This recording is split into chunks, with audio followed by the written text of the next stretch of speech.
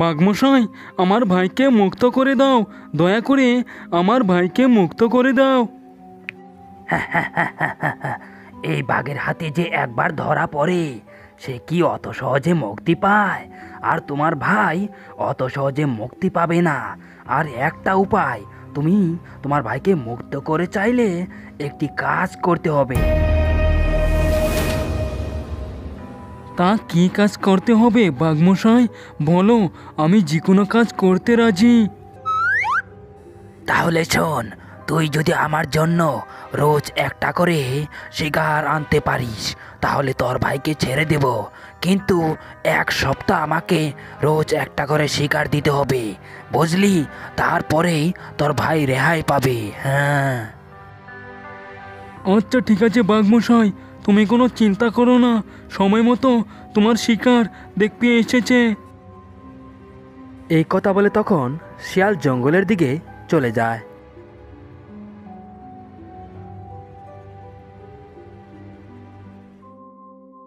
কিছুক্ষণ যাওয়ার পর শিয়াল একটি গাছের তলায় বসে ভাবতে থাকে। ওহ, এখন কীভাবে যে বাঘের জন্য শিকার পাঠাই? আমি তো শিকার করতে পারি না। ও, উপায় নেই এখন, যেভাবে হোক শিকার করতেই হবে, না হলে বাঁচাতে পারবো না। শিয়াল এই কথা বলতে না বলতে সেই পথ দিয়ে একটি গাধা আসছিল। আর শিয়ালকে দেখে গাধাটি বলতে লাগলো,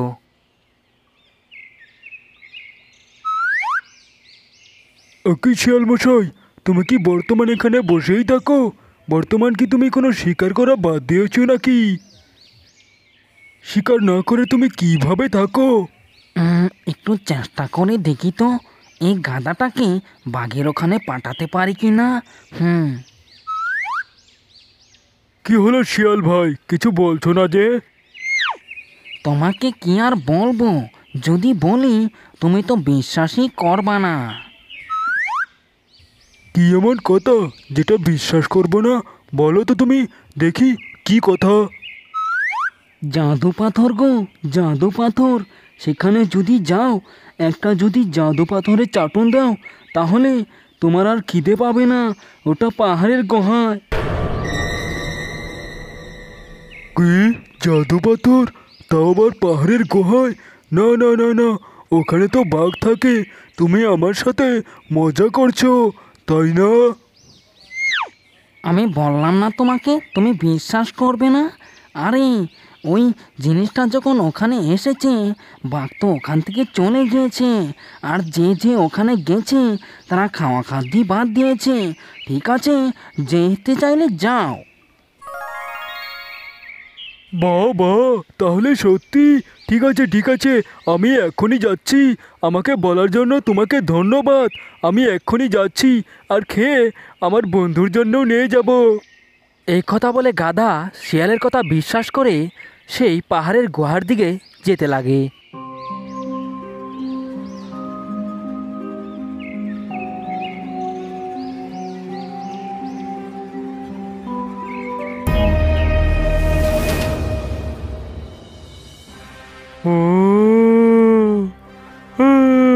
কি এটা আমি কি করলাম রে? আমি তো এখানে ধরা পড়ে গেলাম শিয়ালের কথা বিশ্বাস করে। এখানে আসার আগে আমার 100 বার ভাবা উচিত ছিল, সব জন্তুরাই পাথর চাটে, বাঘ কেন পারবে না? বাপরে বাপ, শিকার দেখি আমার গুহায় একলাই এসেছে। ও, বুঝছি বুঝছি, এটা শেয়ালের কাজ।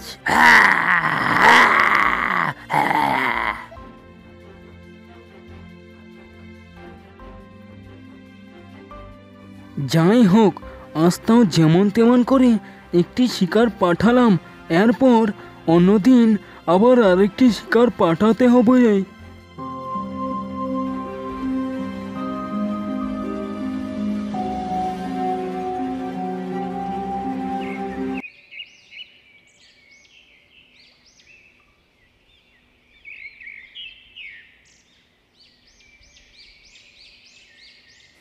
যাই এদিক ওদিক ঘুরে দেখি, দেখি বাঘের জন্য শিকার পাঠাতে পারি কি না। আজও এদিক ওদিক ঘুরে দেখি, না হলে তো আমার ভাইকেও ছাড়বে না। ক্যারে, নদীতে দেখি মাছই পাওয়া যায় না। এইভাবে থাকলে তো আমাদের না খেয়ে থাকতে হবে। কিছু একটা তো করতেই হবে। কি আর করবো বলো, সব খাল বিল তো দেখে শেষ করে ফেললাম, কোথাও মাছ নেই, শুধু পানি আর পানি। এখন কি করতে বলো, বলো এখন।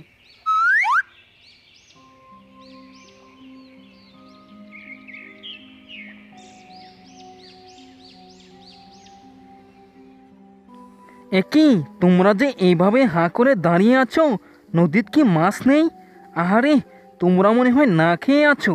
কি আর করবে বলো, বুদ্ধির কম থাকলে এরকমই হয়।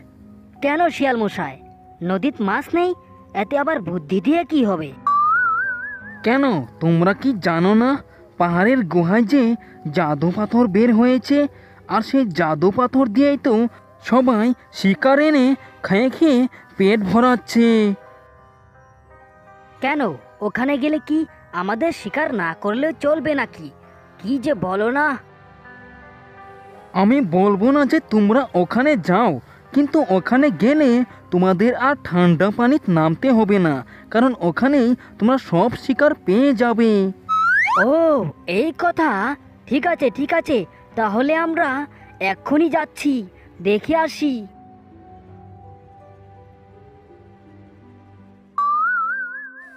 যাক, ভালোই হলো, আজও ভেজাল মুক্ত।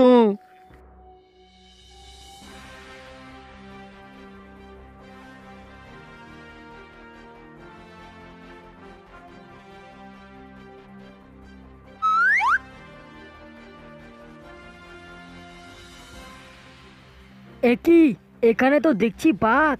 দেখছো দেখছো, কি দুষ্ট শিয়াল ওর ভাইকে ছাড়ানোর জন্য আমাদেরকে এখানে শিকার হিসাবে পাঠাচ্ছে। চল চল, আমরা দেরি না করে এখান থেকে চলে যাই। হ্যাঁ চল চল, আর গিয়ে জঙ্গলের সব পশু পাখিকে বলে দিব। এই বলে দুই বক গুহার থেকে বের হয়ে গেল।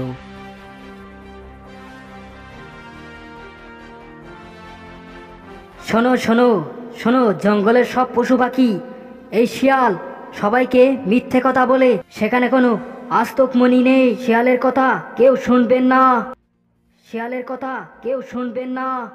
ও, তাহলে এই ব্যাপার। ঠিক আছে ঠিক আছে, আমি আগে থেকেই সতর্ক হয়ে থাকবো শিয়াল। শয়তান শিয়াল, আবার মিথ্যে কথা বলতে আসিস? আসার সঙ্গে সঙ্গে এক লাঠি দিয়ে পিটন মারবো। এইভাবে সেদিন দুই বকের মাইকিংয়ে সমস্ত জঙ্গলের জন্তু জানোয়ার তারা সচেতন হয়ে যায়।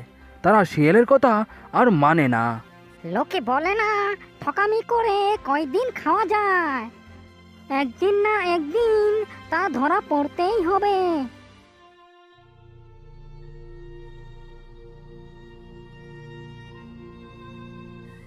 এখন আমি কিভাবে বাঘের গুহায় শিকার পাঠাবো? সব পশু প্রকৃতি জেনে গেল, কারো কাছে আমি বলতে পারি না। কি যে করি? এখন আমাকে নিজেকে কিছু করতে হবে, না হলে এইভাবে আর অন্যের সাহায্যে কতদিন চলবো? এই কথা বলে শিয়াল সামনের দিকে যেতে লাগলো।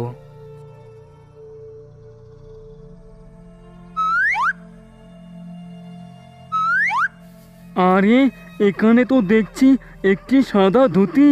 আরে, সাদা ধুতি তো দেখে সব পশু পাখিরাই ভয় পায়, আর শুধু শিয়ালরাই পায় না। এক কাজ করব, এই ধুতি দিয়েই আমাকে কিছু করতে হবে।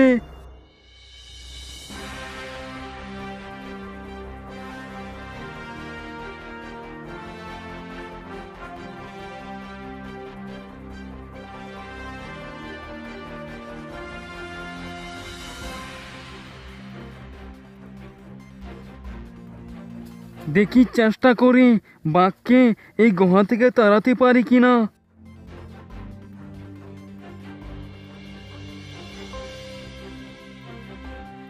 আয় ভাগ, বাঁচতে চাইলে এখান থেকে চলে যা। এই শিকারটা আমাকে খেতে দে, চলে যা। বাপ রে বাপ, এটা আবার কেমন জানোয়ার রে!